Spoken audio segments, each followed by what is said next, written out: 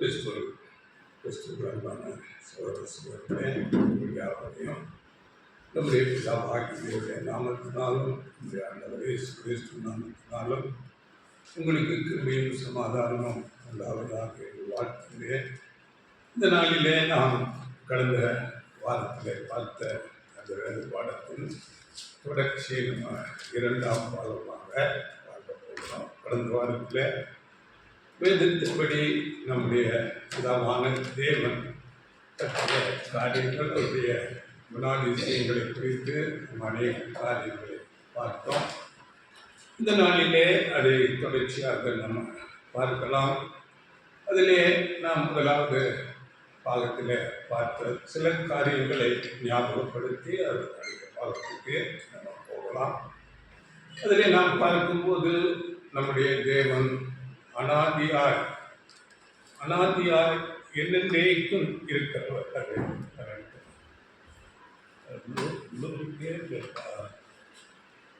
அனாதியாய் என்னென்றைக்கும் இருக்கிறவர் என்று அவருக்கு ஒரு துவக்கம் இல்லை, முடிவும் இல்லை. இதை குறித்து நாம் கடந்த நாட்களில் பார்த்தோம். அப்படியே நம்முடைய பிதாவாகிய தேவன் நமக்கும் தேவன், நம்முடைய ஆண்டவர் இயேசு கிறிஸ்துவுக்கும் அவரே தேவன். நமக்கும் பிதா ஆண்டவர் இயேசு கிறிஸ்துவுக்கும் கூட அவர் பிதாவாக இருக்கிறார். அப்படியே நாம் அவருடைய சிருஷ்டிப்பு, அவருடைய வானங்கள் அவருடைய மகிமையை வெளிப்படுத்துகிறது என்பதை குறித்து, அந்த பேரண்டம் பிரபஞ்சங்கள் குறித்தெல்லாம் நாம் பார்த்தோம். அது எல்லையில்லாததாக இருக்கிறது. அப்படியே பிதாவாகிய தேவனுடைய முக்கியமான 4 குணங்கள் என்ன என்று வெளிப்படுத்தல் 4ஆம் அதிகாரத்தில் அடையாளமாக காண்பிக்கப்பட்ட அதை குறித்து நம்ம பார்த்தோம்.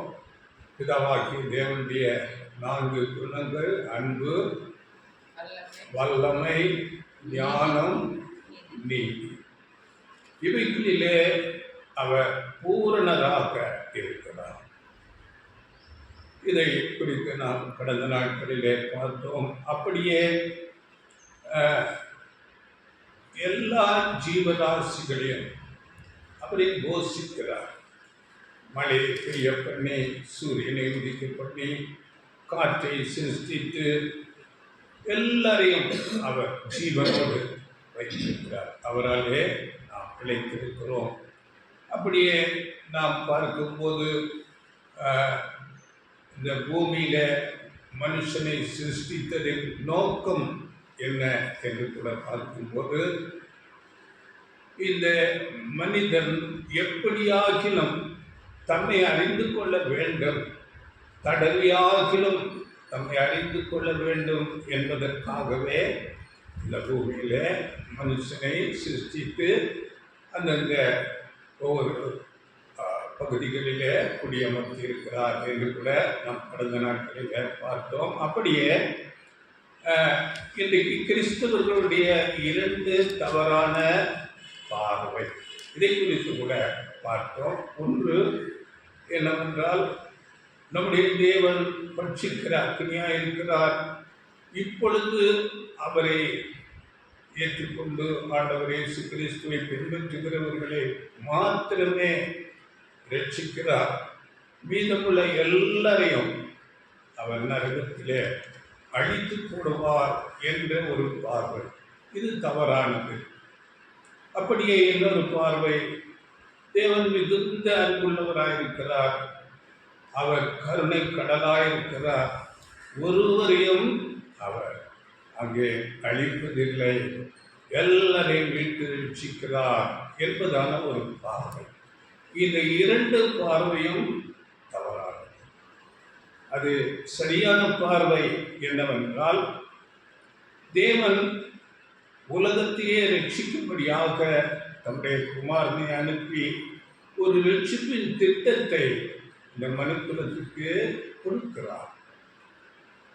அந்த திட்டத்தில் அந்த திட்டத்தை ஏற்றுக்கொண்டு அவருடைய குமாரனாகிய ஆண்டவர் இயேசு கிறிஸ்துவை விசுவாசித்து அவர்கள் அந்த போதனைகளின்படி தேவனுடைய வார்த்தைகளுக்கு கீழ்ப்படிந்து அவரை ஏற்றுக்கொண்டு அவருக்கு பிரியமாக ஜீவிக்கும் போது அவர்களை ரட்சிக்கிறார். இதுதான் அந்த ரட்சிப்பின் திட்டம் எல்லாருக்கும் கொடுக்கப்படுகிறது. அதை ஏற்றுக்கொண்டு அதற்கு கீழ்ப்படிந்து அவர்கள் தேவனுக்கு உண்மை உள்ளவர்களாக இருக்கும்போது ரட்சிப்புக்குள்ளே வருகிறார்கள். இதை குறித்து நாம் கடந்த நாட்களிலே வசனங்கள் மூலமாக நாம் பார்த்தோம். இப்பொழுது நாம் என்ன பார்க்கிறோம் என்றால், இந்த ரட்சிப்பின் திட்டத்தில் தேவன் இந்த மனுக்குலத்தில் 4 பிரிவுகளாக இந்த மனுக்குலத்தை பிரிக்கிறார். நமக்கு தெரியும், முதலாவது ஒரு பிரிவு சபை வகுப்பார். அது முதல் பலன்களாக இந்த பூமியிலிருந்து இப்பொழுது சுவிசேஷ யுகத்தில் தேர்வு செய்யப்படுகிற ஒரு வகுப்பார். இதன் எண்ணிக்கை கூட கொடுக்கப்பட்டிருக்கிறது. 1,44,000 ஜனங்கள். அது ஆண்டவர் இயேசு கிறிஸ்துவுக்கு மனவாட்டி என்று சொல்லப்படுகிறது. இன்னும் ஆண்டவர் இயேசு கிறிஸ்துவுக்கு உடல் சுதந்திர சரீர வகுப்பார் என்றெல்லாம் இது இந்த வகுப்பாரை குறித்து அழைக்கப்படுகிறது. இரண்டாவது வகுப்பார் திரள் கூட்டம் என்று சொல்லப்படுகிற ஒரு வகுப்பார். இது இவர்களுக்கு அந்த சிங்காசனம் இல்லை. அவர்கள் அங்கே குறுத்தோலைகளை பிடித்து கொண்டு நிற்கிறதாக வெளிப்படுத்தல் 7ஆம் அதிகாரத்தில் இதை குறித்து நாம் படிக்கிறோம். அவர்கள் மனவாட்டிக்கு தோழிகளாக உடன் பல்லோகத்துக்கு போகிறார்கள். இது 2 வகுப்பார். இன்னொரு வகுப்பார் இஸ்ரேல் ஜனங்கள், அவர்களுக்கு மேலாக முற்பிதாக்கள் இருப்பார்கள். இவர்கள் உலகத்து ஜனங்களை விட கொஞ்சம் மேம்பட்ட நிலையில் இருப்பார்கள். அதன் பிறகு உலக ஜனங்கள். இப்படியாக 4 வகுப்பாராக இந்த ஆதாமின் சந்ததி பிரிக்கப்படுகிறது. இப்போ இன்றைக்கு நம்ம என்ன பார்க்கிறோம் என்றால், இந்த பரலோகத்துக்கு போகிற இந்த சபை வகுப்பார் புது சிருஷ்டி என்று அழைக்கப்படுகிறார்கள். இவர்கள் மாத்திரம் இந்த நாட்களிலே பரலோகத்தின் தேவனோடு ஒரு நல்ல உறவிலே இருப்பார்கள். இவர்களுடைய ஜெபம் கேட்கப்படுகிறது. அவர்கள் தேவனுக்கு கீழ்ப்படிந்து அவருக்கு பிரியமாக வாழ்ந்து கொண்டு இருப்பார்கள். அவர்கள்தான் தேவனுடைய பிள்ளை என்ற ஒரு அங்கீகாரத்தை பெற்றுக்கொள்கிறார்கள். உலகத்தில் இருக்கிற எல்லா ஜனங்களும் ஆதாமிலிருந்து வந்தவர்கள் தேவனுடைய மக்கள் தான். ஆனால் அவர்கள் ஆதாமின் மீறுதலினாலே, ஆதாம் கீழ்ப்படியாமல் போகும்போது, ஆதாமின் பாவத்தினாலே அங்கே எல்லாரும் மரணத்துக்குள்ளே போகிறார்கள். அந்த கீழ்ப்படியாக அந்த பழத்தை புசித்த நாள் முதற்கொண்டு நீ சாகவே சாவாய் என்று சாபத்தை பெற்றுக்கொண்டு அந்த தோட்டத்தை விட்டு வெளியே போய் அது முதற்கொண்டு அவர்கள் வியர்வை சிந்தி புசிக்க வேண்டிய சூழ்நிலை. அப்படியாக அவர்கள் சாவுக்குள்ளாக கொஞ்சம் கொஞ்சமாக அவர்கள் கடந்து போகிறார்கள். அப்படி அங்கே நாம் ஒரு வசனம் கூட படிக்கலாம். அப்போஸ்தலர் 17:26. ஆதாமில் எல்லாரும் ஒரே மனுஷ ஜாதியான சகல ஜனங்களையும் அவர் ஒரே ரத்தத்தினாலே தோன்ற பண்ணி பூமியின் மீதெங்கும் குடியிருக்க செய்து முன் தீர்மானிக்கப்பட்ட காலங்களையும் அவர்கள் குடியிருப்பின் எல்லைகளையும் குறித்திருக்கிறார். ஆதாமுக்குள்ளே எல்லாரும் ஒரே ரத்தத்தினாலே தோன்ற பண்ணி என்று சொல்லப்பட்டிருக்கு. இன்னொரு மொழிபெயர்ப்பில் சொல்லும்போது ஒரே ஆளிலிருந்து அவர் மக்களினம் அனைத்தையும் படைத்து அவர்களை மண்ணுலகின் மீது குடியிருக்க செய்தார். அவர்களுக்கு குறிப்பிட்ட காலங்களையும் குடியிருக்கும் எல்லைகளையும் வரையறுத்து அங்கே ஏற்படுத்தினார் என்று நான் படித்தேன். ஒரே ஆளிலிருந்து என்றால் ஆதாமிலிருந்து எல்லா மனுஷர்களும் இந்த பூமியில வந்தார்கள். ஆதாம் மூலம் பிறக்கிற எல்லாரும் தேவனுடைய மக்கள் தான். ஆனால் தேவனுடைய பார்வையில் அவர்கள் ஜீவனை இழந்தவர்களாக காணப்படுகிறார்.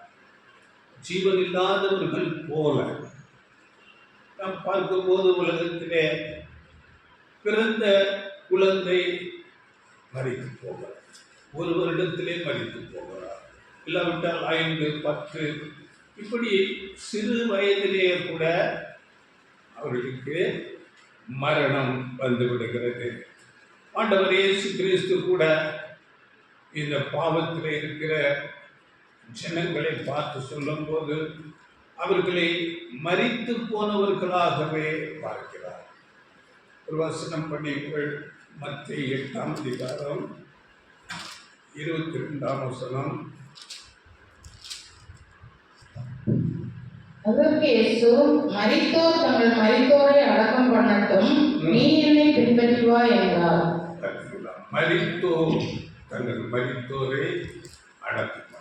உலகத்தில் பாவத்தில் அக்கிரமத்தில் பிறந்து அப்படியே இருக்கிறவர்கள் எல்லாரும் தேவனுடைய பார்வையிலே மரித்தோர்கள் போல அப்படியே இருக்கிறார்கள்.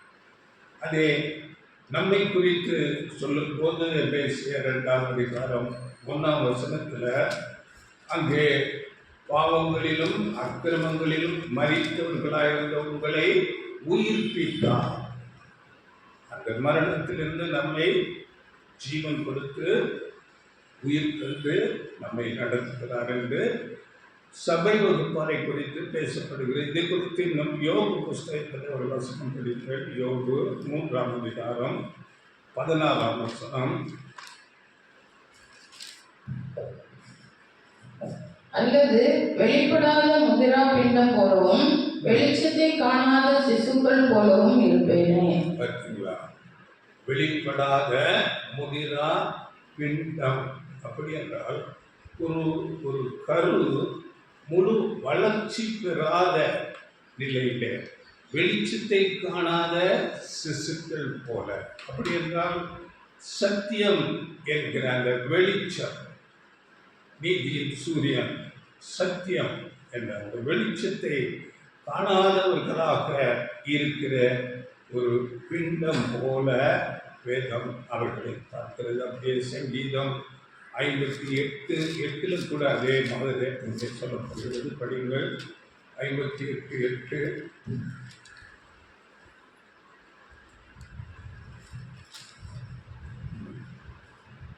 கரைந்து போகிற நத்தையை போல் ஒளிந்து போவார்களாக, ஸ்திரீயின் முதிரா பிண்டத்தை போல் சூரியனை காணாதிருப்பார்களாக. ஸ்திரீயின் முதிரா பிண்டத்தை போல சூரியனை காணாதிருப்பார்களாக. குழந்தை பூமியிலே வருகிறது, ஆனால் அது தேவனுடைய குடும்பத்திலே ஒரு அங்கமாக அது இல்லாமல் சூரிய வெளிச்சம் சத்தியத்தின் வெளிச்சத்தை பெற்றுக்கொள்ளாமல் அது ஒரு முதிராத ஒரு கருவை போல தேவனுடைய கருவிலே இருக்கிறது. அப்படியே நாம் பார்க்கும்போது இவர்கள் எல்லாரும் ஒரு நாளில் சத்தியத்தை அறிந்து கொள்வார்கள். இந்த இழந்து போன தங்கள் உரிமையை பெற்றுக்கொள்வார்கள். அது தேவனுடைய ராஜ்யத்திலே நடக்கிறதா இருக்கும். அப்படியே ஆண்டவர் இயேசு கிறிஸ்து அவர் பூமியிலே இருக்கும்போது அந்த ஜனங்களை பார்த்து, இந்த சத்தியத்தை கேட்காத உணர்ந்து கொள்ளாத ஜனங்களை பார்த்து சொல்லும்போது, மத்திய 11ஆம் அதிகாரம் 16, 17 வசனங்களில் அங்கே இப்படி பேசுகிறார். நீங்கள் நாங்கள் குழல் ஊதினோம், நீங்கள் கூத்தாடவில்லை, நாங்கள் புலம்பினோம், நீங்கள் மாரடிக்கவில்லை. இப்படி எந்த ஒரு உணர்வற்றவர்களாக மற்ற ஜனங்களை பார்த்து குறை குற்றம் காண்கிறவர்களாக ஆண்டவர் இயேசு கிறிஸ்துவிலும் குறையை காண்கிறார்கள்.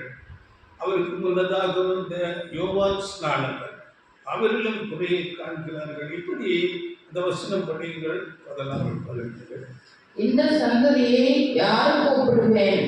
சந்தை வெளியே உட்கார்ந்து தங்கள் தோழரை பார்த்து, உங்களுக்காக குழல் ஊதினோம், நீங்கள் கூத்தாடவில்லை, உங்களுக்காக புலம்பினோம், நீங்கள் மாரடிக்கவில்லை என்று குறை சொல்கிற பிள்ளைகளுக்கு ஒப்பாயிருக்கிறது. இப்படிப்பட்ட ஒரு நிலையில நாளிலே உலகமே அப்படியாக இருக்கு. ஆனால் நாம் யோவான்ல படிக்கிறோம்.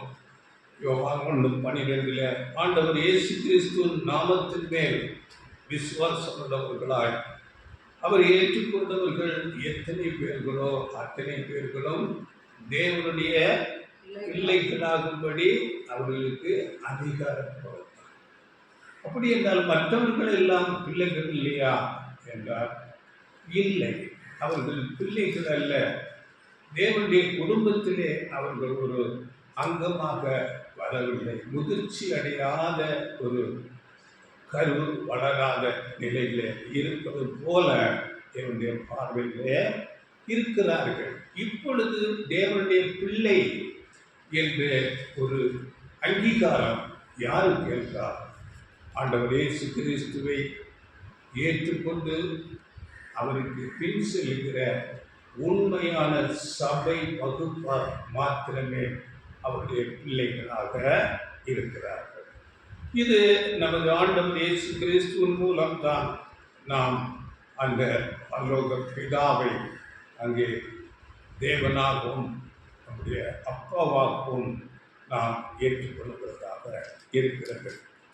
அப்படியே ஆண்டவர் இயேசு கிறிஸ்து முதலாம் வருகையில அங்கே இருக்கும்போது அங்கிருந்த அநேக வேதத்தை கற்று தேறின வேத பாரகர்கள், பரிசேயர்கள், தங்களை ஞானிகள் என்று சொல்லிக் கொண்டவர்கள் அங்கே அவரை ஏற்றுக்கொள்ளவில்லை. அவர்கள் அந்த அங்கீகாரத்தை பெற்றுக்கொள்ளவில்லை. அவர்கள் அந்த வாய்ப்பை இழந்து விட்டார்கள். பிள்ளைகள் என்ற அங்கீகாரத்தை பெறுவதற்கு இழந்து விட்டார்கள். யோவான் 7ஆம் அதிகாரத்தில் 47, 48 வசனங்கள். அப்பொழுது பரிசேயர், நீங்களும் வஞ்சிக்கப்பட்டீர்களா? அதிகாரிகளிலாவது பரிசேயர்களாவது யாதாம் ஒருவர் அவனை விசுவாசித்தது உண்டா? பரிசேயர்கள் எல்லாம் அந்த நாளிலே வேதத்தை கற்று தேர்ந்தவர்கள், அதிகாரிகள், ஞானத்திலே சிறந்தவர்கள். ஒருவரும் அவரை ஏற்றுக்கொள்ளவில்லை. சாதாரண ஜனங்கள் அவரை பின்பற்றினார்கள்.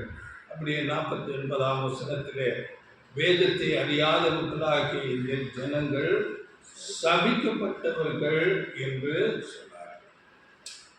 வேதத்தை கற்று தேர்ந்தவர்களால் அவரை ஏற்றுக்கொண்டு தேவனுடைய பிள்ளைகளாக அந்த ஒரு வாய்ப்பை இழந்தார்கள்.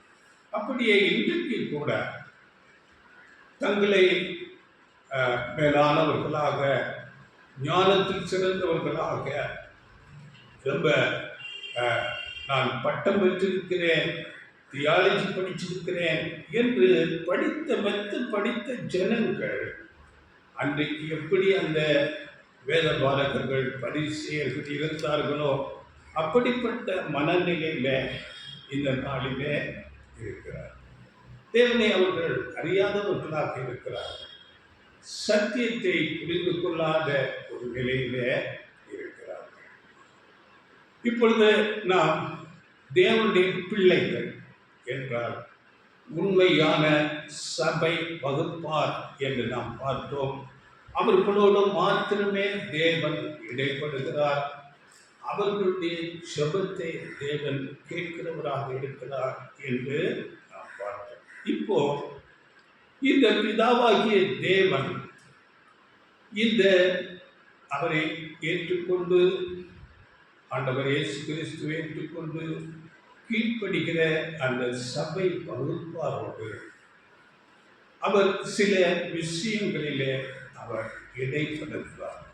அப்படிப்பட்ட 7 காரியங்களை குறித்து நாம் பார்க்க போகிறோம். தேவன் எப்படி இந்த சபை வகுப்பாரோடு எப்படி கிரியை செய்கிறார். அநேக காரியங்கள் உண்டு, ஆனாலும் 7 மிக முக்கியமான குறிப்பான 7 கிரியைகளை குறித்து நாம் பார்க்க போகிறோம். முதலாவது, இந்த சபை வகுப்பாரை சத்திய வசனத்தின் மூலமாக அவர் ஜெயிப்பித்து புது சிருஷ்டி ஆக்குகிறார். புது மனுஷன், புது சிந்தை அப்படியாக ஆக்கி அவர்களை அவர் வழி நடத்துகிறார். நாம் பார்த்தோம் பிதாவாகிய தேவனை பற்றி. அவர் சங்கீதம் 92 அவர் அனாதியாய் என்றென்றைக்கும் இருக்கிறவர் என்று பார்த்தோம். அப்படிப்பட்ட அனாதி தேவனுக்கு அவர்கள் பிள்ளைகளாக, அவர்கள் புது சிருஷ்டி, புது மனுஷனாக அங்கே இருக்கிறார்கள். வேதத்திலே நாம் பார்க்கும்போது அந்த தேவனை குறித்து அங்கே யோபு 36:26 அவருடைய வருஷங்களின் இலக்கம் கணக்கிட முடியாது என்று சொல்லப்படும். அப்படிப்பட்ட தேவன் இப்படிப்பட்ட அந்த புது சிருஷ்டிகளுக்கு தகப்பனாக, அப்பாவாக இருக்கிறார். இந்த தேவனை குறித்து நாம் பார்க்கும்போது அனாதி என்று சொல்லப்பட்டிருக்கிறது. அனாதி என்று சொல்லும்போது இந்த பூமியிலே ஒரு காலம், ஒரு நேரம் என்று உருவாகுவதற்கு முன்னமே அவர் இருக்கிறார். இங்கே இன்றைக்கு நாம் 2025 என்று சொல்லுகிறோம். அதற்கு முன்பதாக கிமு என்று சொல்லப்படுகிறது. இந்த காலங்கள், இந்த நேரம், இவைகள் ஆரம்பிப்பதற்கு முன்பதாகவே தேவன் இருந்தார். அவர் மாத்திரமே இருந்தார். தேவனுடைய குமாரன் கூட இல்லை. அவர் சிருஷ்டிப்புகளுக்கு ஆதி என்று சொல்லப்பட்டிருக்கிறது. ஆண்டவர் இயேசு கிறிஸ்து அவர் இல்லாத ஒரு காலம் பிதாவாகிய தேவன் மாத்திரமே இருக்கிறார். Before the beginning of the time, time தொடங்குவதற்கு முன்பதாக நம்முடைய பிதாவாகிய தேவன் இருக்கிறார். அப்படிப்பட்ட தேவன், அவருக்கு எல்லாமே தெரியும். அவர் அறிந்தே சகலமும் சிருஷ்டிக்கப்பட்டது. அவர் முன்னமே எல்லாவற்றுக்கும் முன்னதாக இருக்கிறார். இப்பொழுது நாம் பார்க்கும்போது நாம் ஒவ்வொருவரும் ஏதோ ஒரு சூழ்நிலையில் நமக்கு அருமையானவர்களை இழந்திருப்போம். இல்லாவிட்டால் நமக்கு அதிக துக்கம், வேதனை தருகிற காரியங்களிலே நாம் மிகவும் துக்கித்து அழுதிருப்போம். இந்த ஒரு அழுகையை, இந்த மனுக்குலத்தின் அழுக்குறலை தேவன் அப்பொழுதே கண்டிருக்கிறார். எல்லா சிருஷ்டிப்புக்கும் முன்பதாகவே இந்த மனுக்குலத்தின் அழுகையை அவர் கண்டிருக்கிறார். அப்படி அந்த அழுகையை கண்டு தேவன் அதற்கு ஒரு தீர்வு என்ன என்று அதற்கு ஒரு தீர்வை உருவாக்கி இருக்கிறார். நாம் படிக்கும்போது பிரசங்கியின் புஸ்தகத்தில் பிரசங்கி 7:29 மனிதனை நல்லவனாகவே தேவன் சிருஷ்டித்தார். படிங்கள் வசனம். இதோ தேவன் மனுஷனை செம்மையானவனாக உண்டாக்கினார், அவர்களோ அநேக உபாய தந்திரங்களை தேடிக்கொண்டார்கள், இதை மாத்திரம் கண்டேன். மனுஷனை நல்லவனாகத்தான் தேவன் சிருஷ்டித்தார். ஆனால் அவன் அநேக உபாய தந்திரங்கள், இன்னொரு மொழிபெயர்ப்பில் சொல்லும்போது அவன் வாழ்க்கை சிக்கல்கள் அனைத்தும் மனிதன் தேடிக்கொண்டவையே உபாய தந்திரங்கள், மனிதனால் தேடிக்கொள்ளப்பட்டது. ஏனென்றால் மனிதன் ஆகாமலிருந்து தேவனுக்கு கீழ்ப்படியாமல் போகும்போது அநேக தீமையான அனுபவங்களுக்குள்ளே போகிறார். அந்த தீமையான அனுபவங்கள் மூலமாக அவனுக்கு அநேக வேதனைகள், துக்கங்கள் வருகிறதா இருக்கிறது. நாம் இன்றைக்கு பார்க்கும்போது வியாதிகள் இல்லாத மனுஷனே இல்லை என்று சொல்லலாம்.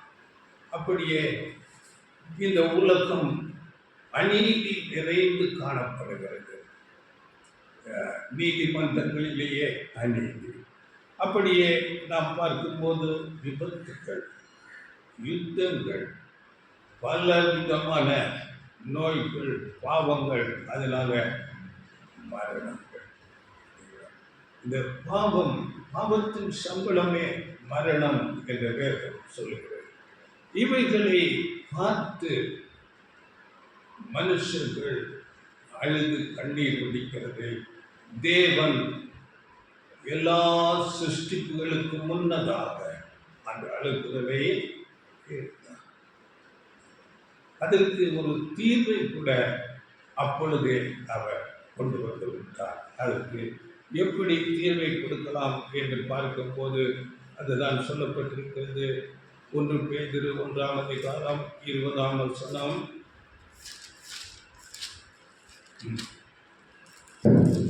அவர் உலக தோற்றத்துக்கு முன்னே குறிக்கப்பட்டவராய் இருந்து தமது மூலமாய் தேவன் மேல் விசுவாசமாயிருக்கிற உங்களுக்காக இந்த கடைசி காலங்களில் வெளிப்பட்டார். ஆண்டவர் இயேசு கிறிஸ்துவை உலக தோற்றத்திற்கு முன்னே இந்த பூமிக்கு அனுப்ப சித்தம் கொண்டு திட்டம் தீட்டி இந்த தீமைகளுக்கு, இந்த மனுஷனுடைய அழுகை, வலி, வேதனைகளுக்கு ஒரு தீர்வை கொண்டு வர சித்தம் கொண்டார். அப்படிப்பட்ட தேவன் நம்முடைய தேவனாக இருக்கிறார். நாம் தேவனை குறித்து கடந்த நாட்களிலே பார்க்கும்போது தேவன் அவ்வளவாக வரும் காரியங்களை முன்னறிகிறவராக இருக்கிறார். ஏசாயா 46:10 அந்தத்தில் உள்ளவைகளை ஆதி முதல் கொண்டு இன்னும் செய்யப்படாதவைகளை பூர்வ காலம் முதல் கொண்டும் நான் அறிவிக்கிறேன். அப்போ வரும் காரியங்கள் எல்லாம் தேவன் அறிந்து கொண்டு அதற்கு ஒரு தீர்வை அவர் திட்டமாக ஏற்படுத்தி நம்முடைய ஆண்டவர் இயேசு கிறிஸ்து மூலமாக அதை நிறைவேற்றியிருக்கிறார். இந்த முழு மனுக்குலத்தின் அழுகையை அவர் கண்டிருந்தாரானால் இப்பொழுது நாம் ஆண்டவர் இயேசுவை ஏற்றுக்கொண்டு தேவனுடைய பிள்ளைகளாக புது சிருஷ்டிகளாக வந்திருக்கிற நம்மை நாம் இந்த பாவத்துக்கு விரோதமாக போராடுகிற போராட்டங்கள், நீதிக்காக நிற்கிற அநேக பிரயாசங்கள், இவைகளையெல்லாம் அவர் அறிகிறார். நாம் வேதத்திலே படிக்கும் போது கலாத்தியர் 5:17 மாம்சத்திற்கும் ஆவிக்கும் எப்பொழுதும் போராட்டம் உண்டு என்று நாம் படிக்கிறோம். 5:17 மாம்சம் ஆவிக்கு விரோதமாகவும் ஆவி மாம்சத்துக்கு விரோதமாகவும் இச்சிக்கிறது. நீங்கள் செய்ய வேண்டும் என்றிருக்கிறவைகளை செய்யாதபடிக்கு இவைகள் ஒன்றுக்கொன்று விரோதமாய் இருக்கிறது. மாம்சம் ஆவிக்கு விரோதமாக போராட்டம் மாம்சம் ஆவி என்று சொல்லும்போது பழைய மனுஷன், புதிய மனுஷன், பழைய சிந்தை, புதிய சிந்தை. இப்படி அந்த பழைய பாவ மனுஷனுக்கும் புதிய புது மனுஷன், புதிய சிந்தைக்கும் அங்கே போராட்டம் உண்டு. இது தேவன் முன்னமே அறிந்திருக்கிறார். அப்படியே எபேசியர் நிருபத்தில் 6ஆம் அதிகாரம் 12ஆம் வசனத்தில் நாம் அறிந்திருக்கிறோம். மாம்சத்தோடும் இரத்தத்தோடும் அல்ல, துரைத்தனங்களோடும் அதிகாரங்களோடும் இப்பிரபஞ்சத்தின் அந்தகார லோகாதிபதிகளோடும் வான மண்டலங்களில் உள்ள பொல்லாத ஆவிகளின் சேனைகளோடும் நமக்கு போராட்டம் உண்டு. இது தேவன் அறிந்திருக்கிறார். இந்த போராட்டங்களுக்கு தேவன் நமக்கு உதவி செய்ய வல்லவராக இருக்கிறார். ஆவிக்குரிய வளர்ச்சிக்கு என்னால் சில காரியங்களை விட முடியவில்லையே, இல்லாவிட்டால் நான் நீதியாக நடக்க முடியலையே, நான் இன்னும் அதிகமாக தேவனுடைய காரியங்களில் ஈடுபட முடியவில்லையே, இல்லாவிட்டால் நான் தீமைக்கு நன்மை செய்ய முடியவில்லை, சத்துருவை சிநேகிக்க முடியவில்லை, இப்படியாக நான் அவருக்கு சாட்சியாக அவருக்கு பிரியமாக வாழ முடியவில்லை, சில காரியங்கள் என்னால் விட முடியவில்லையே என்று அங்கலாய்க்கிற பழைய மனுஷன் நம்மிலே வருகிற அந்த போராட்டம், இவற்றை தேவன் முன்னதாக அறிந்து நமக்கு உதவி செய்ய வல்லவராக. இப்படிப்பட்ட துயரங்கள் இதைத்தான் ஆண்டவர் இயேசு அந்த மலைப்பிரசங்கத்தில் சொல்லும்போது மத்திய 5:4 துயரப்படுகிறவர்கள் பாக்கியவான்கள், அவர்கள் ஆறுதல் அடைவார். அப்படிப்பட்ட துயரம், தேவனுக்கு பிரியமில்லாத காரியங்களை நான் இன்னும் செய்து கொண்டிருக்கிறேனே என்று அந்த துயரம், அங்கலாய்ப்பு, இவைகள் நாம் தேவனுக்கு முன்பாக நாம் செபிக்கும் போது தேவன் தேவனுக்கு எல்லாவற்றையும் சொல்லி நாம் பலத்தை கேட்கும் போது அது நமக்கு பலன் கொடுக்கிறதா, பலன் கொடுத்து நம்மை ஆறுதல் கொடுக்கிறவராக இருக்கிறார். நம்முடைய தேவன் அவ்வளவு பெரிய தேவனாய் இருக்கிறார். உலக தோற்றத்துக்கு முன்னே மனுக்குலத்தின் அழிக்கையை அறிந்தவர்.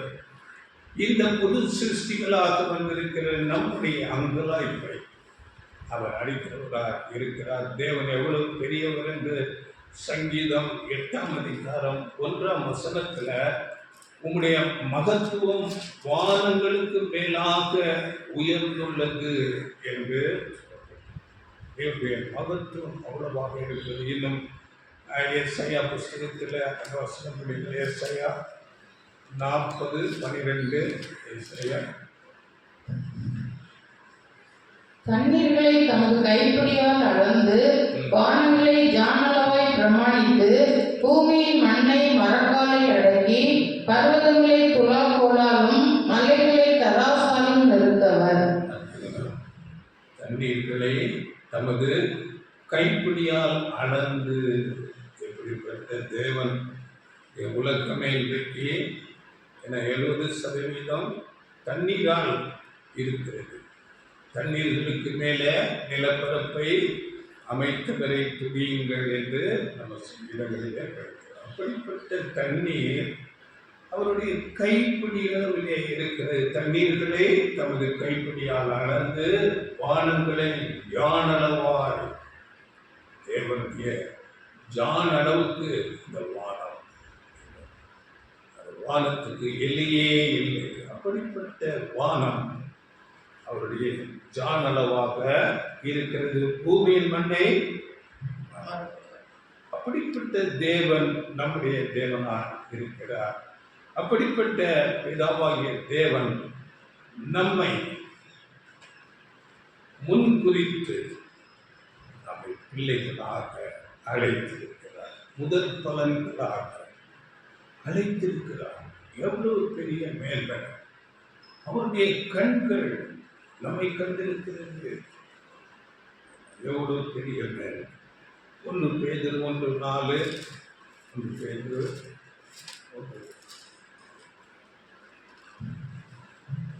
அவர் இயேசு கிறிஸ்து மரித்தோரிலிருந்து எழுந்ததினாலே அழியாததும் மாசற்றதும் வாடாததுமாகிய சுதந்திரத்திற்கு எதுவாக ஜீவனுள்ள நம்பிக்கை உண்டாகும்படி தமது மிகுந்த இரக்கத்தின்படியே நம்மை மறுபடியும் ஜெனிப்பித்தார். மறுபடியும் ஜெனிப்பித்தார்.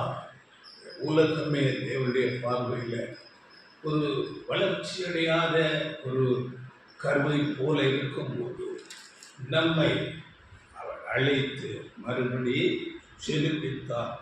எப்படி? அழியாததும் மாசற்றதும் வாடாததுமாகிய சுதந்திரத்தை தரும்படியாக. உலகத்தில் எல்லாம் அழிந்து போகும். உலகத்தில் எவ்வளவு சொத்து, அதிகாரம், எவ்வளவு பணம் இருந்தாலும் அவையெல்லாம் நாம் மரிக்கும் போது எல்லாம் இல்லாமல் போய்விடும். இங்கே சொல்லும்போது அழியாத மாசற்ற ஒழியாத உரிமை பேர்,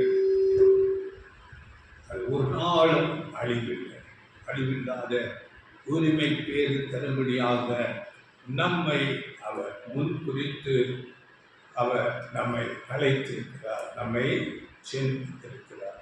அப்படிப்பட்ட நம்பிக்கைக்கு இன்றைக்கு சபை வகுப்பாரை அழைத்திருக்கிறார்.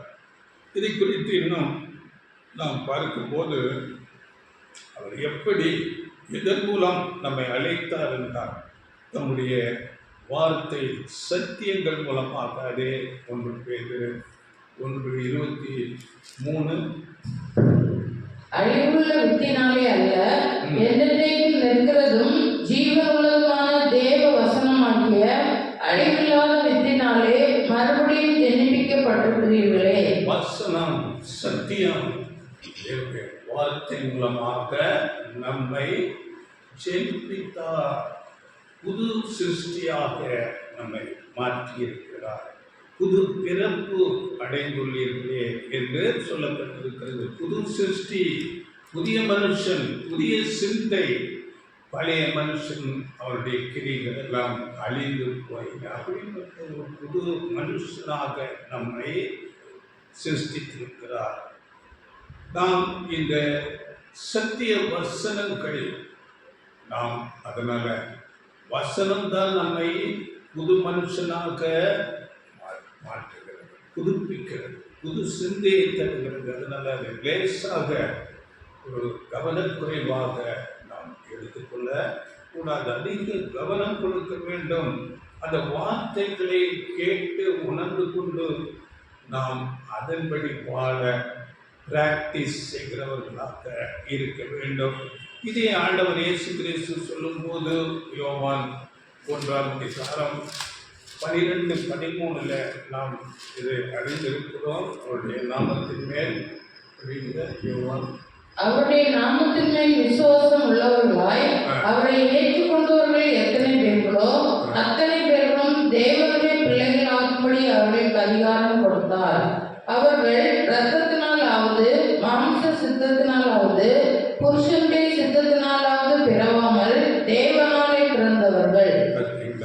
ஆண்டவர் இயேசு கிறிஸ்து வசனம் நாம் அறிந்திருக்கிறோம். இயேசு கிறிஸ்துவின் மேல் விசுவாசம் உள்ளவர்களாய் அவரை ஏற்றுக்கொண்டவர்கள் எத்தனை பேர்களோ அத்தனை பேர்களும் தேவனுடைய பிள்ளைகளாகும்படி அதிகாரம். எல்லாரும் நாம் அறிந்த வசனம்தான். ஆனால் இதிலே ஆழமான கருத்து இருப்பதை நாம் உணர்ந்து கொள்ள வேண்டும். இந்த ஜெனிப்பித்தல் குறித்த இந்த வசனம் இங்கே பேசப்படுகிறது. நாம் எல்லாரும் இந்த அதிகாரத்தை பிள்ளைகளாகும்படி அதிகாரம் கொடுத்தார். இந்த அதிகாரத்தை நாம் எல்லாரும் பயன்படுத்துகிறோமா என்பதுதான் கேள்வியாக இருக்கிறது. அதாவது நாம் பார்க்கும்போது ஆண்டவர் இயேசு கிறிஸ்துவின் காலத்திலே கூட அநேகர் அவரை ஏற்றுக்கொள்ளாமல் அந்த அதிகாரத்தை பயன்படுத்தாமல் போய்விட்டார்கள். சீசர்கள் அதை பயன்படுத்திக் கொண்டார்கள், அவரை விசுவாசித்தார்கள், அவரை ஏற்றுக்கொண்டார்கள். அப்படியே பாருங்கள், இன்றைக்கு கிறிஸ்தவர்களில் மெஜாரிட்டி ஆனவர்கள் ஆண்டவர் இயேசு கிறிஸ்துவை விசுவாசிக்கிறார்கள். விசுவாசம் இருக்கிறது. அந்த விசுவாசம் மாத்திரம் போதுமா என்றால் இன்றைக்கு அப்படித்தான் இருக்கிறார்கள். ஆண்டவர் இயேசு கிறிஸ்துவை நான் விசுவாசித்தேன், அது எனக்கு போதுமானது. அவர் எனக்கு இந்த உலகத்தில் வேண்டிய எல்லா நன்மைகளையும் செய்வார். அப்படித்தான் இன்றைக்கு அநேக மெஜாரிட்டியான கிறிஸ்தவர்களிடத்தில் இருக்கிறது.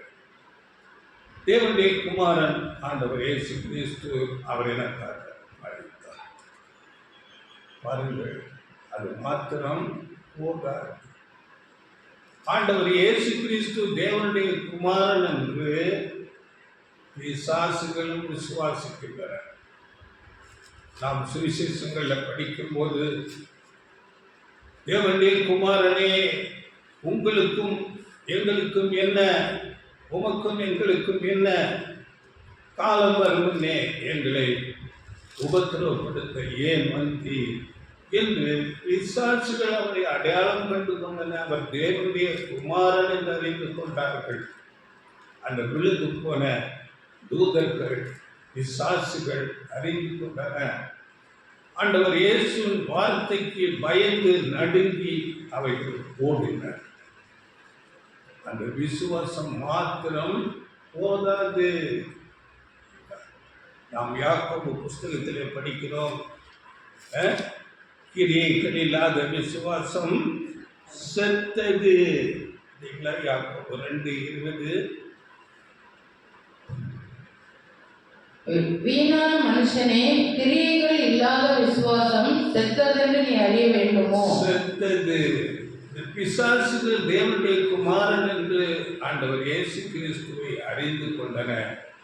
ஆனால் அவைகள் தேவனுடைய வார்த்தைக்கு ஒருபோதும் கீழ்ப்படியாது.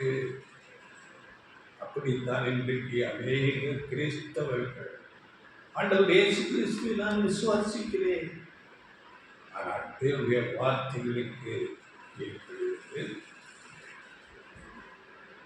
ஆண்டவர் இயேசு கிறிஸ்து சொல்லும் போது, ஒருவன் என்னை பின்பற்றி வர விரும்பினால் அவன் தன்னைத்தான் வெறுத்து தன் சிலுவையை எடுத்துக்கொண்டு என்னை பின்பற்றி வர வேண்டும். தன்னை வெறுக்க வேண்டும், சிலுவை சுமக்க வேண்டும், அவரை பின்பற்ற வேண்டும்.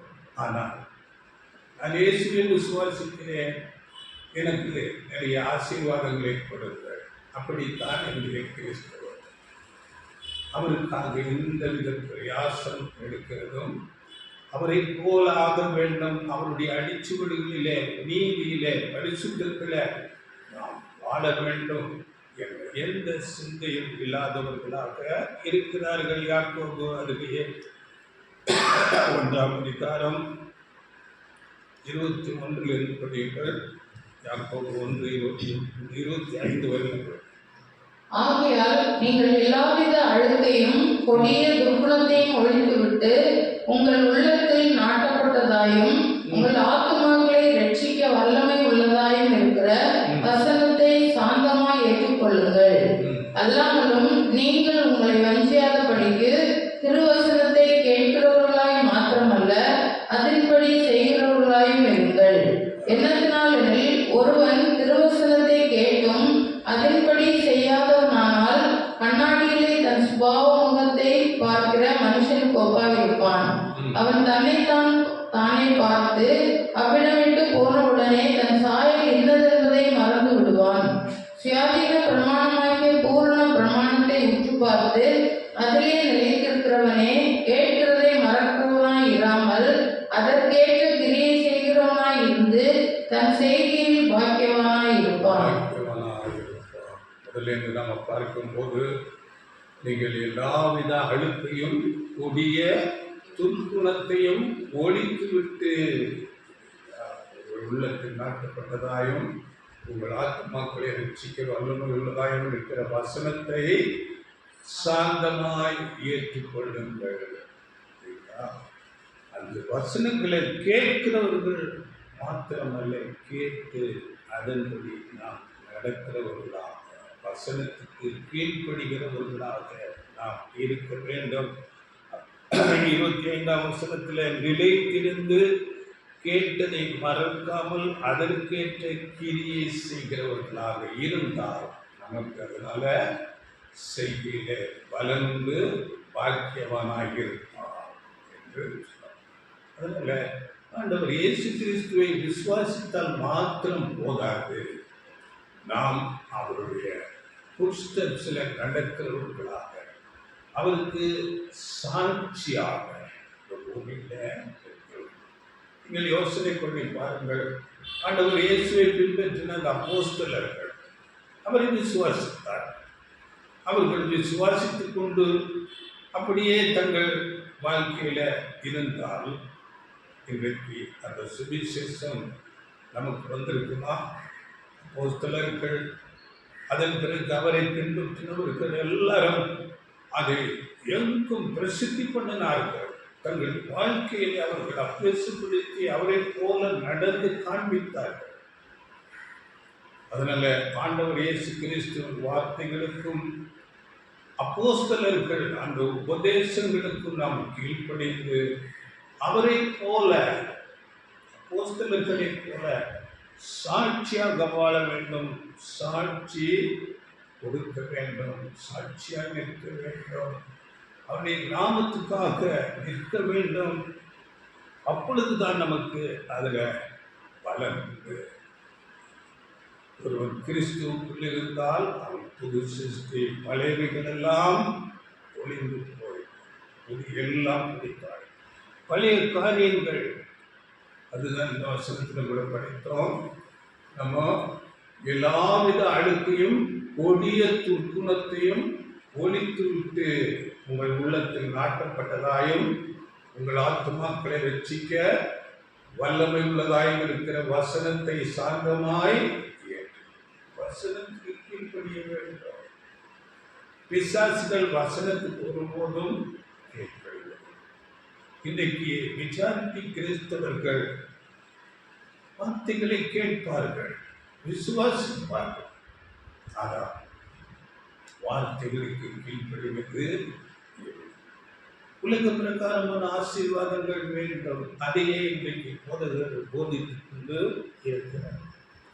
கீழ்ப்படியும் போதுதான் நாம் புதிய சிருஷ்டிகள், புதிய கருவாக நாம் செலுமிக்கப்படுகிறோம். அதிலே நாம் வளர்ச்சி அடைய வேண்டும். ஒவ்வொரு நாளும் நாம் அந்த புது சிருஷ்டி, புது ஜீவன், புது சிந்தையில் நாம் அந்த கேரக்டரில் வளர வேண்டும், வளர்ச்சி அடைய வேண்டும்.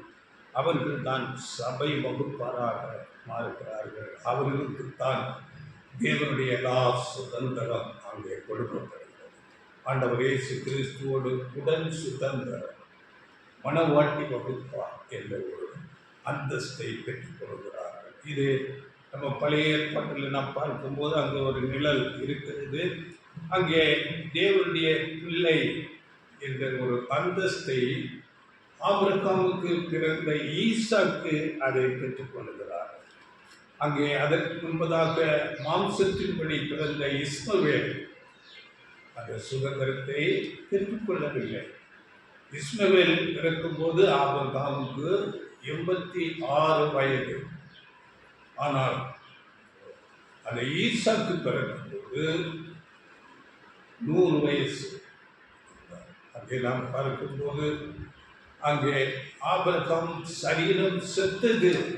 அங்கே ஒரு சந்ததி வருவதற்கு வாய்ப்பே இல்லை. அப்படியாக சாரார் அங்கே எல்லா அந்த ஸ்திரீகளுக்குள்ள வழிபாடு எல்லாம் நின்று போய் மனித நிலையிலிருந்து தேவ செயலாக அங்கே ஈசாக்கை பிறந்து வருகிறார். அப்படியே இந்த புது சிருஷ்டிகள் தேவனுடைய சித்தத்தின்படி நாம் அதில் தான் படித்தோம். 13ஆம் வசனம் யோவான் 1:13 அவர்கள் மாம்ச சித்தத்தின்படி அல்ல, அவர்கள் இரத்தத்தினாலாவது மாம்ச சித்தத்தினாலாவது புருஷனுடைய சித்தத்தினாலாவது பிறவாமல் தேவனாலே பிறந்தவர்கள். தேவனாலே எப்படி அங்கே ஈசாக்கு தேவனுடைய பலத்தில் அங்கே பிறந்தாரோ, அங்கே சாராள் மலடி என்ற நிலைக்கு வந்து விட்டார்கள். ஆபிரகாம் அவருடைய சரீரம் செத்து போய்விட்டது. தேவ சித்தத்தின்படி தேவனால் அங்கே பிறக்கிற ஈசாக்கு போல இந்த சபை வகுப்பார் அங்கே பிறந்து பிள்ளையாக அங்கே சுதந்திரத்தை பெற்றுக் கொடுக்கிறார்கள். நாம் படிக்கும்போது அங்கே ஈசாக்கு ஆபிரகாமுக்குண்டான எல்லாவற்றையும் அங்கே சுதந்திரத்து கொள்கிறார். ஆதியாகமம் 25:5 ஆபிரகாம் தனக்குண்டான யாவையும் ஈசாக்கு கொடுத்தார். இதுதான் அங்கே நிழலாக இருக்கிறது. அப்படியே இந்த சபை வகுப்பாருக்கு இந்த முதல் பலன்களாக செலுப்பிக்கப்பட்ட சபை வகுப்பாருக்கு ஆண்டவர் இயேசு கிறிஸ்துவோடு உடன் சுதந்திரம் என்ற ஆசீர்வாதத்தை கொடுக்கிறார். இது முதலாவது ஒரு தேவனுடைய கிரியையாக இருக்கிறது. இரண்டாவது கிரியை நாம் பார்க்கும்போது, அவர் தம்மால் ஜெனிப்பிக்கப்பட்டவர்களை, இந்த தேவனுடைய பிள்ளைகளை அவர் அன்பு கூறுகிறவராய் இருக்கிறார். அந்த புது சிருஷ்டி என்ற நிலைமைக்கு வந்த பிறகு அவர்களை அப்படியே விடுவதில்லை. தேவன் அன்பு கூறுகிறார். படிங்கிற வசனம் ஆண்டவர் இயேசு கிறிஸ்து நமக்கு சொல்லும் போது யோவான் 16:27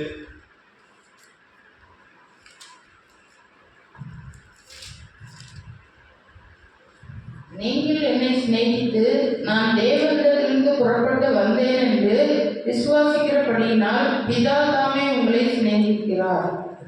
பிதா தாமே உங்களை ஆண்டவர் இயேசு கிறிஸ்துவை நேசித்து அவரை பின்பற்றும் போது பிதா தாமே அந்த சபை வகுப்பாரை நேசிக்கிறவராக இருக்கிறார், அன்பு கூறுகிறார் புது சிருஷ்டிகள்.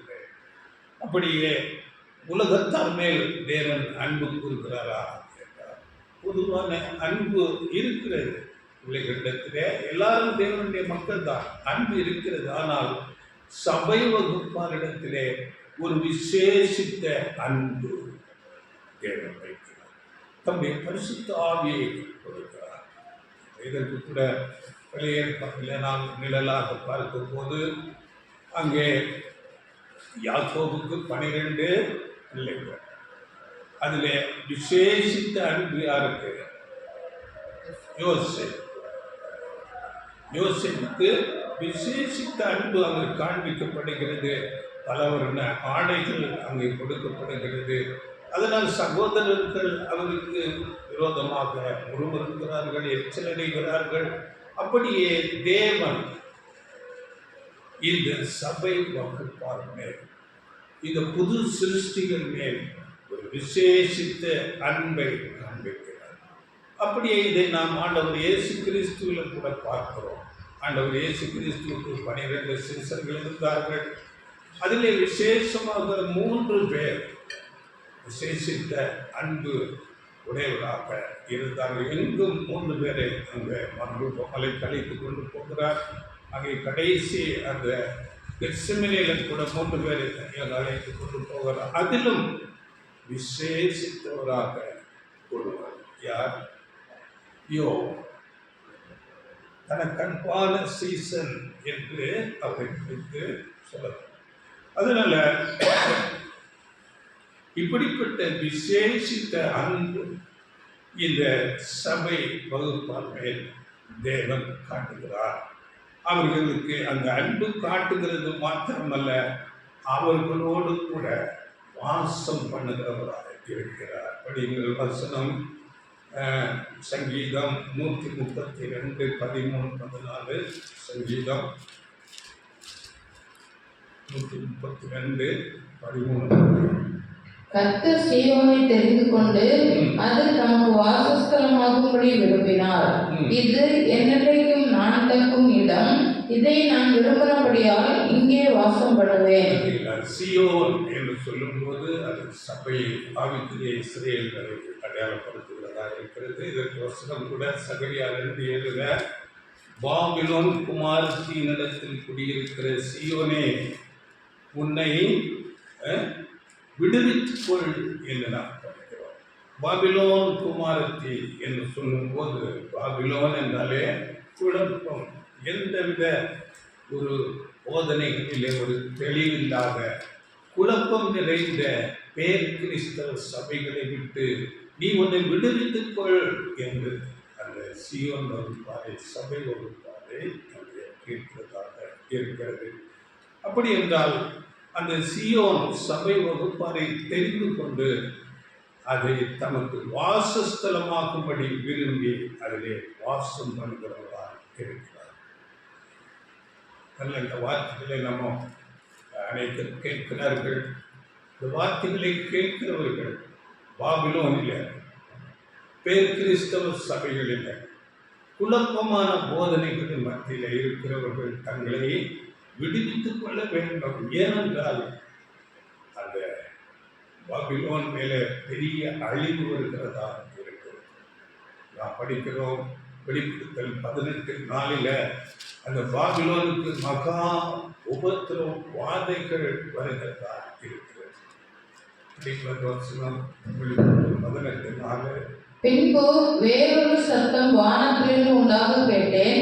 அது, என் ஜனங்களே, நீங்கள் அவளுடைய பாவங்களுக்கு உடன்படாமலும் அவளுக்கு நேரிடும் வாதைகளில் அகப்படாமலும் இருக்கும்படிக்கு அவளை விட்டு வெளியே வாருங்கள்.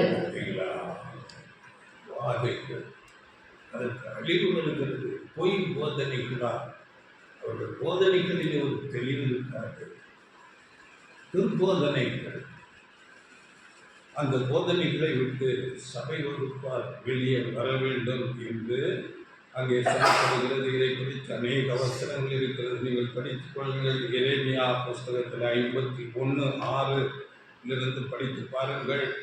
அங்கே பாபிலோனை அழிக்க வேண்டும் என்பதே அவருடைய நினைவு என்று நாம் படிக்கிறோம். அதிலே எரேமியா 51:45 நீங்கள் படித்து பாருங்கள். அதனால பொய் போதனைகளால் நிறைந்த பேர் கிறிஸ்தவ சபைகள் முதலாவது பெரிய அழிவை சந்திக்கிறதாக இருக்கிறது. இப்போ இந்த சிறு மந்தி ஆகிய சபையை தெரிந்தெடுத்து புது சிருஷ்டியாக்கி அந்த புது சிருஷ்டிகளோடு பிதாவாகிய தேவன் வாசம் பண்ணுகிறதா இருக்கிறார். நாம் கொரிந்தியர்ல படிக்கும் போது, நீங்களே தேவனின் ஆலயம், வாசம் பண்ணுகிறதா இருக்கிறார். மூன்றாவதாக உள்ள கிரியை, பிதாவாகிய தேவனுடைய கிரியை என்னவென்றால், அந்த புது சிருஷ்டிகளோடு அவர் தோழமை பாராட்டி அவர்களோடு இருக்கிறார். நாம் ஞான ஸ்நானம் என்ற அந்த உடன்படிக்கைக்குள்ளே நாம் வந்த பிறகு நம்மோடு தோழமை பாராட்டுகிறார். தாவீது சொல்லும் போது, தேவனே, என் அலைச்சல்கள் உங்களுக்கு தெரியும். தாவீது அநேக சூழ்நிலைகளிலே, நெருக்கங்களிலே போய்கொண்டு வந்தார். அப்பொழுது அவர் செபிக்கிறார், என்னுடைய அலைச்சல்கள் எல்லாம் உங்களுக்கு தெரியும். அப்படியே இந்த சிறுமந்தை வகுப்பாருக்கு அநேக பிரச்சனைகள் வரும், நீதி நிமித்தம் அநேக துன்பங்கள் வரும். இவைகளை நாம் தேவனிடத்திலே சொல்லும் போது ஒவ்வொன்றையும் நாம் தேவனிடத்திலே சொல்லி அதற்கு வேண்டிய பரிகாரம் நாம் பெற்றுக்கொள்ளலாம். கர்த்தர் என் வலது பக்கத்தில் நிழலாக இருக்கிறார் என்று தாவீது சொன்னது போல, தேவனிடத்திலே நாம் எல்லாவற்றையும் சொல்லும் போது அவர் நமக்கு துணையாக, நாம் எல்லா காரியங்களையும் தேவனிடத்திலே கேட்டு ஒவ்வொரு காரியத்துக்கும் நான் இந்த காரியத்தை செய்யலாமா, நான் இந்த இடத்துக்கு போகலாமா என்று நாம் தேவனிடத்திலே ஒவ்வொன்றையும் கேட்டு நாம் பார்க்கும்போது, தாவீதுல இந்த காரியங்கள் அநேக காரியங்கள் அங்கே நடக்கிறது. தாவீதுடைய மனைவி பிள்ளைகள், இன்னும் அவரோடு கூட இருந்த மனைவி பிள்ளைகள் எல்லாம் எதிர்வகுப்பார் வந்து சிறைப்படுத்தி கொண்டு பிடித்து கொண்டு போய்விடுவார்கள்.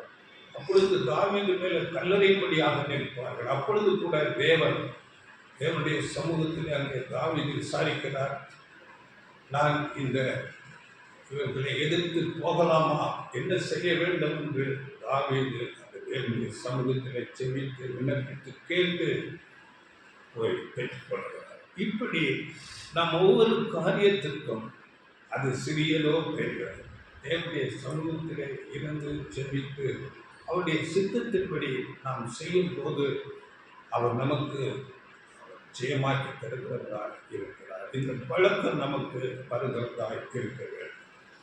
நாம் உலக பிரகாரமாக பாருங்கள், ஒரு பிள்ளை, அந்த பிள்ளையோடு ஒரு தகப்பன் அதிகமாக ஐக்கியம் பாராட்டுகிறதாக இருக்கும்போது அந்த பிள்ளையோட அதிக நேரத்தை இந்த பிள்ளை தகப்பனோடு அப்படியாக நேரத்தை செலவிடும் போது அந்த பிள்ளைகள் மற்ற பிள்ளைகளோட ஒரு வித்தியாசமாக மகிழ்ச்சியோடு இருப்பார். அப்படியே அந்த பிள்ளை தகப்பனோடு அதிக நேரத்தை செலவிடும் போது அது அவர்களுடைய வாழ்க்கையில் அநேக மாற்றங்களை கொண்டு வருவதாக இருக்கிறது என்று சொல்லுகிறார். இது ஆவிக்குரிய காரியங்களில் அது அப்படியே இருக்கிறது.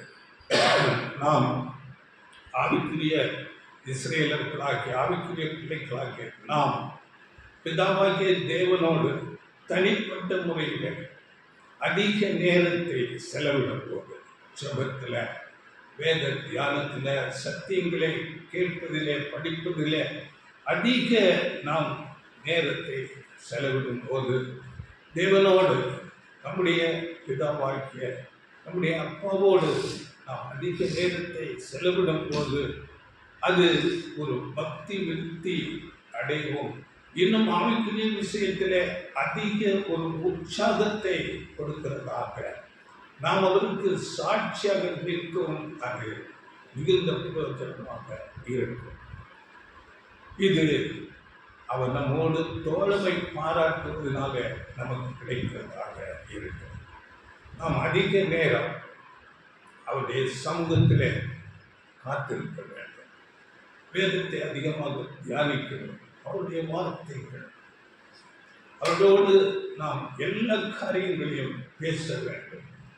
இதை தேவன் விரும்புகிறார். இது மூன்றாவது காரியம். அடுத்ததாக நான்காவது கிரியை, அவர் நமக்கு வாக்குத்தத்தங்களை தந்திருக்கிறார். தேவனுடைய வார்த்தைகள் வாக்குத்தத்தங்களாக நமக்கு கொடுக்கப்பட்டிருக்கிறது. படிங்க 2 பேதுரு 1:4. இச்சையினால் உலகத்தில் உண்டான கேட்டுக்கு தப்பி திவ்ய சுபாவத்துக்கு பங்குள்ளவர்கள் ஆகும் பொருட்டு மகா மேன்மையும் அருமையுமான வாக்குத்தத்தங்களும் அவைகளினாலே நமக்கு அளிக்கப்பட்டிருக்கிறது. இந்த மகா மேன்மையும் அருமையுமான வாக்குத்தத்தங்கள் நமக்கு கொடுக்கிறது.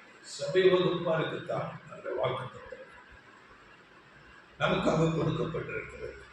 நம்முடைய குரு, நம்முடைய தலை ஆண்டவர் இயேசு கிறிஸ்து, அவருக்கு உண்டான எல்லா உபத்திரவங்கள் சிலுவை பாடுகளில் அவர் இந்த வாக்குத்தத்தங்கள் அவருக்கு பேருதவியாக இருந்தது. அங்கே நாம் படிக்கும்போது ஆண்டவர் இயேசு கிறிஸ்து தான் பட்ட பாடுகளினாலே அங்கு நாம் படிக்கும்போது எபிரேயர் 12:2 அவர் தமக்கு முன்வைத்திருந்த சந்தோஷத்தின் பொருட்டு அவருக்கு வாக்கு பண்ணப்பட்டிருந்தது. அவர் பெரிய ஒரு உலகத்தையே மீட்டு ரட்சிப்பதற்குரிய ஒரு பெரிய அங்கே வேலையை செய்கிறார். இந்த மனுக்குலம் முழுமைக்குமான ஒரு ரட்சிப்பு அவருடைய பாடு மரணத்தினால. அதனால் அதை சந்தோஷமாக ஏற்றுக்கொண்டார். படிக்கிறது வசனம் 12:2. அவர் தமக்கு முன் வைத்திருந்த சந்தோஷத்தின் பொருட்டு அவமானத்தை எண்ணாமல் சிலுவையை சகித்து தேவனுடைய சிங்காசனத்தின் வலது பாரசத்தில் வீற்றிருக்கிறார். சந்தோஷத்தின் பொருட்டு அவமானத்தை எவ்வளவு அவமானம்! ஒரு குற்றவாளியை போல எல்லாம் அங்கே ரோம புகச்சவர்களுக்கு அவரை சூழ்ந்து கொண்டு அவரை குட்டி அவரை அடித்து எவ்வளவாக அவமானப்படுத்தி எல்லாவற்றையும் அவர் சந்தோஷமாக அவரை குறித்த சகலமும் முன்குறிக்கப்பட்டிருந்தது. அவர் சவுக்கால் அடிக்கப்பட வேண்டும், துக்கப்பட வேண்டும், அவர் சிலுவை சுமக்க வேண்டும், அவர் சிலுவையிலே அடிக்க சகலம் எழுதப்பட்ட வாக்கு தத்தத்தின்படி இவைகளெல்லாம் தேவனால் நியமிக்கப்பட்டது என்று அந்த வாக்கு தத்தத்தை ஏற்றுக்கொண்டு சந்தோஷமாக அவர் அப்படியே இந்த சபை வகுப்பாருக்கு அவமானங்கள் உபத்திரவங்கள் உண்டு. நமக்கு வாக்குத்தத்தங்கள் கொடுக்கப்பட்டிருக்கிறது. அவரோடு கூட பாடுகளை சகித்தோமானால் நம்மை அவமதிப்பார்கள், நம்முடைய வார்த்தைகளை சத்தியங்களை கேட்டு நம்மை குற்றப்படுத்துவார்கள். இவர்கள் பொய் கிறிஸ்தவர்கள் என்று குற்றப்படுத்துவார்கள். சத்தியத்தை பேசும்போது அவர்கள் அதை ஏற்றுக்கொள்ள மாட்டார். இப்படிப்பட்ட குற்றப்படுத்துதல்கள் அவமானங்கள் நமக்கு உண்டாகும். அதனால இப்படிப்பட்ட காரியங்கள் வரும். அதற்கு வாக்கு தத்தங்கள் நமக்கு மிகுந்த பலத்தை தருகிறதாக இருக்கும். அவரோடு கூட பாடுகளை சகித்தார். நமக்கு அப்படி அவர் கொடுக்கப்பட்டிருக்கிற வாக்கு தத்தம் வெளிப்படுத்தல் 3:21-22 வெளிப்படுத்தல். நான் ஜெயம் கொண்ட என் பிதாவுடைய சிங்காசனத்திலே அவரோட கூட உட்கார்ந்தது போல ஜெயம் கொள்கிறவன் எவனோ அவனும் என்னுடைய சிங்காசனத்தில் என்னோட கூட உட்காரும்படிக்கு அருள் செய்வேன். ஜெயம் கொள்ள வேண்டும். அவரோடு கூட கிறிஸ்துவின் சாயலுக்கு ஒப்பாக அவருடைய குணாம்சங்கள் அவரை போல நாம் சகிக்கிறவர்களாக கிறிஸ்துவின் சாயல். இதை குறித்து அநேக வசனங்கள் இருக்கிறது. சபைக்கு அப்படிப்பட்ட ஒரு அளவுக்கு வைக்கப்பட்டது. ரோமர் 8:29 என்று படித்து பாருங்கள். எபேசியர் 4:11, 2 தெசலோனிக்கே 2:14 இந்த வசனங்களில் எல்லாம் கிறிஸ்துவின் சாயலுக்கு ஒப்பாக சபை வர வேண்டும். தீமைகளை சகிக்கிறதில்ல, அன்பு காட்டுறதில்ல, இப்படி அவர்கள் பாடுகளை சகிக்கிறவர்களாக இருக்க வேண்டும். இது அவருடைய வாக்கு தத்தங்கள் மூலமாக நமக்கு பலனை தருவதாக இருக்கிறது. அடுத்ததாக நாம் பார்க்கும்போது அவருடைய 5வது கிரியை, அவர் வார்த்தையில் உண்மையுள்ளவர். தேவன் நமக்கு வாக்கு பண்ணினதை கொடுக்க உண்மையுள்ளவராக இருக்கிறார். நாம் பார்க்கும்போது உலகத்துக்குரிய அப்பாக்கள் தகப்பன்மார்கள் சில வேளைகளில் தன் பிள்ளைகளுக்கு கொடுக்கிற வாக்கு திட்டங்களை நிறைவேற்ற அவர்களுக்கு பண பலம் இல்லாமல் ஃபைனான்ஸ் குறைவாக இருக்கலாம். நம்முடைய பரமபிதா அப்படிப்பட்டவர்கள் சகலமும் அவருடையதாக இருக்கிறது. அது நமக்கு அவர் எல்லாவற்றையும் கொடுக்க வல்லமை உள்ளவராக இருக்கிறார். நன்மையான எந்த ஈவும் யாக்கோபில் நம்ம படிக்கிறோம் 1:17 ஜோதிகளின் பிதாவிடத்திலிருந்து எல்லா நன்மைகளும் தர வல்லமை உள்ளவர். அது நமக்கு அழிவில்லாததும் சரி, உலகத்துக்குரியதும் எல்லா நன்மைகளையும் அவர் தருகிறவராக இருக்கிறார். நம்முடைய அழிவில்லாத நிலையான ஆசீர்வாதமாகிய போதனைகள், அநேக தீர்க்க தரிசனங்கள், நிழல் பொருள் பாடங்கள், ஒழுக்கத்துக்குரிய நம்முடைய குணலட்சணம் மாறுவதற்குரிய அநேக காரியங்கள், சாட்சிகள் எல்லாவற்றையும் தேவன் நமக்கு போதித்து சத்தியத்திலே நம்மை நடத்துகிறார், தருவார். எல்லாவற்றையும் போதிக்கிறார், நம்மை நடத்துவார். அப்படி உலக பிரகாரமான காரியங்கள், தேவைகள் சந்திப்பார். ஆகாரம் தன்மை கொடுக்கப்படும். தானியலுக்கு வறட்சி காலத்தில் காகத்தின் மூலம் போஷித்தார். அப்படியே தானியலை நாம் பார்க்கும்போது அங்கே எலியா காகங்கள் மூலம் போஷிக்கப்பட்டார். தானியல் சிங்கக்கபில பாதுகாக்கப்பட்டார். தேவனால் எல்லாம் தேவன் அப்படியாக செய்வார். அப்படியே வனாந்தரத்தில் இதெல்லாம் நமக்கு நிழலாக வைக்கப்பட்டிருக்கிறது. அவர்களுக்கு எப்படிப்பட்ட சூழ்நிலையிலும் அவர்களுக்கு மன்னா கொடுக்கப்பட்டது, தண்ணீர் கொடுக்கப்பட்டது, அங்கே மேக ஸ்தம்பம், அக்னி ஸ்தம்பம், அப்படிப்பட்ட பாதுகாப்பு அங்கே கொடுக்கப்பட்டது. இங்கே நமக்கு ஆண்டவர் இயேசு கிறிஸ்து வசனம் சொல்கிறபடி அதை படித்து நம்ம சீக்கிரம் படிக்கலாம். லூக்கா 11:10-13. லூக்கா.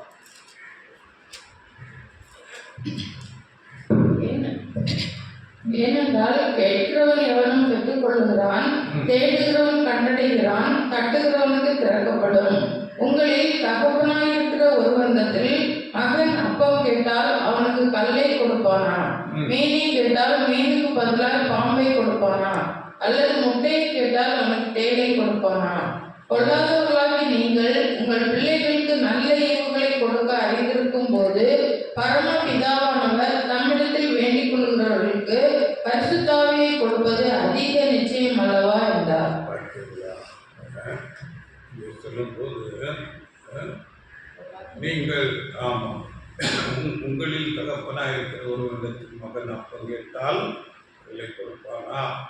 பொல்லாதவர்களாகிய நீங்கள் மனுஷர்களை குறித்து எப்படி வேறு சொல்லுகிறார்? பொல்லாதவர்களாகிய நீங்கள் உங்கள் பிள்ளைகளுக்கு நல்ல ஈவுகளை கொடுக்க அறிந்திருக்கும் போது பரமபிதாவானவர் கொடுக்கிறது அதிக நிச்சயம் அல்லவா என்று சொல்லப்பட்டு இங்கே இதை நாம் ஷார்ட்டாக பார்த்துக் கொள்ளலாம். அது புது சிருஷ்டிக்கு நாம் ஜெனிப்பிக்கப்பட்டு வரும்போது அப்பம் அது வளருவதற்கு வேண்டிய சத்திய போதனை கொடுக்கப்படுகிறது. அதன் பிறகு மீன் கொடுக்கப்படுகிறது. இந்த மீன் எதை அடையாளப்படுத்துகிறது என்றால் சீசத்துவத்துக்குள்ள பலமான ஆகாரம், பாடுகள், அநேக சோதனைகள் வரும்.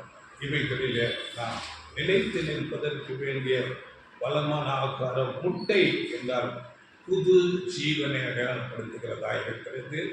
அது உயிர்த்தெழுதலின் மேன்மை, எவ்வளவு மேன்மையான ஒரு உயிர்த்தெழுதல் என்பதை காட்டுகிறதாக இருக்கிறது. இவைகளை எல்லாம் நம்முடைய பரமபிதா கொடுக்கிறார். அதே போல கல் என்று சொல்லப்பட்டது. இந்த கல் எதை அடையாளப்படுத்துகிறது என்றால் கள்ள உபதேசங்கள். இன்றைக்கு கிறிஸ்தவர்களுக்கு அநேகர் அதை பின்பற்றுகிறவர்களாக இருக்கிறார். கள்ள உபதேசங்கள். பாம்பு என்றால் பாம்பு மாதிரியான வஞ்சனையான உபதேசங்கள். தேள் என்று சொல்லும்போது அது கொடுக்கு போல உள்ள அற்புதங்கள், அடையாளங்கள்.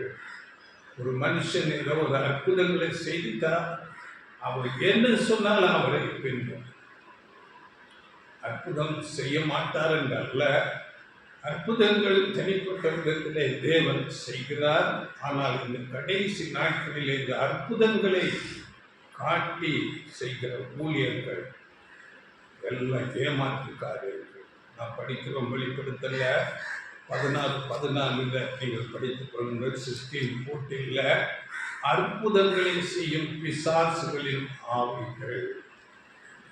அற்புதங்கள் தேவன் தனிப்பட்ட முறையில் செபிக்கும் போது அவருடைய சித்தத்தின்படி செய்கிறார். ஆனால் இந்த அற்புதங்களை காட்டி ஊழியர்கள் இது தேளின் கொடுக்கு போல அவர்களை வஞ்சித்து ஏமாற்றுகிறதாக, வலியை கொடுக்கிறதாக இருக்கும். அதனால் இன்றைக்கு கிறிஸ்தவத்திலே 2 பிரிவு இருக்கிறது. ஒன்று உண்மையான சபை, இன்னொன்று கள்ள சபை. ஒன்று உண்மையான கிறிஸ்துவை போதிக்கிறது, இன்னொன்று கள்ள சபை வேறொரு கிறிஸ்துவை போதிக்கிறதா இருக்கிறது. அதனால நாம் ஜாக்கிரதையோடு இருக்க வேண்டும். சத்தியம் எது என்பதை தானித்து அறிந்து கொள்ள வேண்டும். நாம் இந்த சபையில யாரோடு இருக்கிறோம்? உண்மையான சத்தியத்தின் பக்கம் இருக்கிறோமா என்று நான் யோசனை பண்ணி பார்க்க வேண்டும். அடுத்ததாக இன்னொரு கிரியை தேவன் அவர்களுக்கு நடப்பிக்கிறார். நம்மை பயிற்றுவிக்கிறார், நமக்கு ட்ரைனிங், பயிற்சி கொடுக்கிறார். யோவான் 6:45 தேவனாலே போதிக்கப்பட்டிருப்பார்கள். பிதாவாகிய தேவனுடைய கேரக்டர், அவருடைய குணாம்சத்துக்கு ஒப்பாக வரும்படியாக போதனைகள் கொடுக்கப்படுகிறது. எல்லாரும் தேவனாலே போதிக்கப்பட்டிருப்பார்கள் என்று தீர்க்கதரிசிகளின் ஆகமத்தில் எழுதியிருக்கிறதே. ஆகையால் பிதாவிடத்தில் கேட்டு கற்றுக்கொள்கிறவன் எவனும் என்னிடத்தில் வருகிறான்.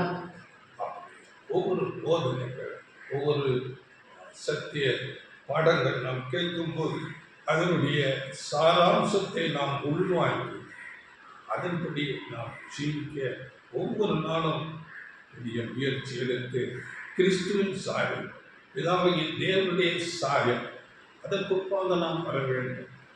அசல் நாம் படிக்கிறோம், பரலோகத்தில் இருக்கிற உங்கள் பிதா பூரண சற்புணராய் இருக்கிறது போல நீங்களும் பூரண சற்புணராய் இருங்கள். அப்படியாக நம்மை ஒவ்வொரு நாளும் சத்தியங்கள் புதிதாக கொடுத்து நம்மை பயிற்சி கொடுக்கிறார், நம்மை ட்ரைனிங் கொடுத்து நம்மை நடத்துகிறார். ஏழாவதாக கடைசியாக படிக்க போகிறேன். ஏழாவது கிரியை, தேவனுடைய அந்த சொத்திலே பங்கு நமக்கு கொடுக்கிறார், உடன் சுதந்திர ஆக்குகிறார். இந்த யூனிவர்ஸ் பேரண்டம் நாம் பார்த்தோம்.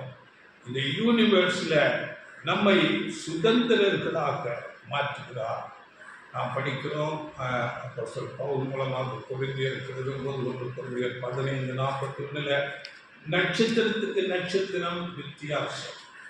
எப்படிப்பட்ட வாழ்க்கை வாழ்கிறார்களோ, எப்படி தங்களை ஒப்பு கொடுத்து அவருடைய நாமத்துக்காக ஜீவிக்கிறார்களோ அதற்கு ஏற்ற ஒரு பலன். ஆண்டவர் இயேசு சொல்லும் போது, இதோ சீக்கிரமாய் வருகிறேன், அவனவனுடைய கிரியைகளுக்கு ஏற்ற பலன். அப்படியே இன்னொரு உவமையில கூட சொல்லும் போது 5 பட்டணங்கள் ஒருவருக்கு கொடுக்கப்படுகிறது, இன்னொருவருக்கு 10 பட்டணங்கள். இப்படியாக கிரியைகளுக்கு ஏற்ற பலன். அப்படியாக அவரோடு உடன் சுதந்திரராக நம்மை மாற்றுகிறார். கடைசியாக அந்த வசனத்தை படிகளே பேசி 1ஆம் அதிகாரம் 18-19 வசனங்கள். பேசிய 1:18. தாம் நம்மை அழைத்ததினாலே நமக்கு உண்டாயிருக்கிற நம்பிக்கை இன்னதென்றும், பரிசுத்தவான்களிடத்தில் தமக்கு உண்டாயிருக்கிற சுதந்திரத்தினுடைய மகிமையின் ஐஸ்வர்யம் இன்னதென்றும், தாம் கிறிஸ்துவை மரித்தோர்களிலிருந்து எழுப்பி அவரிடத்தில் நடப்பித்த தமது பலத்த சத்துவத்தின் வல்லமைப்படியே விசுவாசிக்கிறவர்களாகிய நம்மிடத்திலே காண்பிக்கும் தம்முடைய வல்லமையின் மகா மேன்மையான மகத்துவம் என்னதென்றும் நீங்கள் அறியும்படிக்கு அவர் உங்களுக்கு பிரகாசமுள்ள மனக்கண்களை கொடுக்க வேண்டும் என்றும் வேண்டிக் கொள்கிறேன். பிரகாசமுள்ள மனக்கண், தேவனை அறிவு, அவர் சபைக்கு கொடுக்கிற மேலான ஆசீர்வாதங்கள், அவரோடு நாம் ஐக்கியம் கொள்வதாக, அவருக்கு கீழ்ப்படிவதாக நமக்கு வருகிற எவ்வளவு மேன்மையான ஆசீர்வாதம், இவைகளை குறித்து நாம் இந்த நாளிலே ஆராய்ந்தோம், கற்றுக்கொண்டோம். இவைகளை அறிந்து நாம் அவருக்கு கீழ்ப்படிந்து புது சிருஷ்டிகளாக வளர்ச்சி பெற்று கிறிஸ்துவின் சாயலுக்காக மாற உங்களுக்கு எனக்கு தேவன் அருள் செய்வதாக ஆசீர்வதிப்பதாக இந்த வார்த்தைகளை கேளுங்கள். இதை அனைவருக்கு பகிர்ந்து கொள்ளுங்கள்.